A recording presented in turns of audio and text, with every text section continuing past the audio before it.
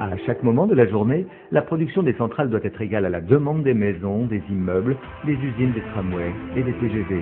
L'électricité est une énergie qui ne se stocke pas, à la différence du gaz, du charbon et du pétrole. Par essence, le système électrique fonctionne en flux tendu parfait.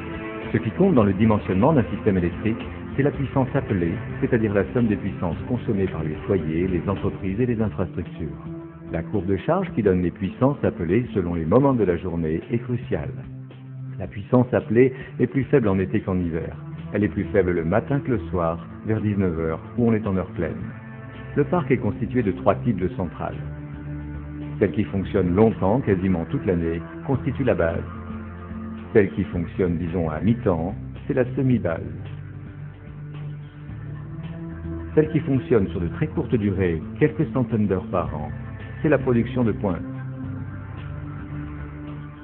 Les centrales de base demandent un fort investissement, mais elles ont un coût d'exploitation faible. La base, fabriquée à partir du nucléaire, de l'hydraulique, du vent ou du soleil, est CO2 free.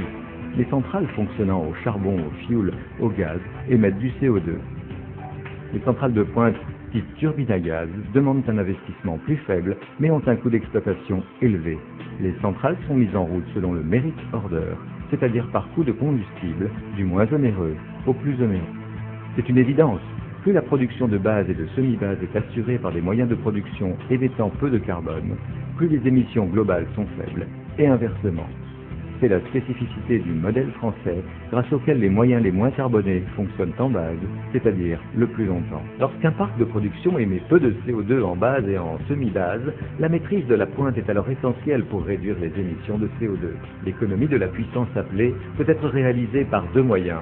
Elle constitue le mégawatt. Le premier moyen, c'est l'effacement qui consiste à demander à un client d'interrompre son appel de puissance, sa consommation. Le second moyen est constitué par le report de consommation permanent en heures dites creuses.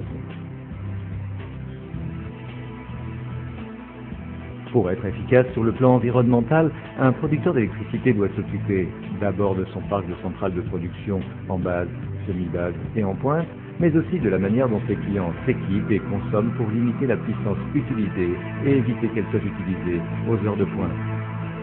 La maîtrise de la demande en électricité a une double dimension.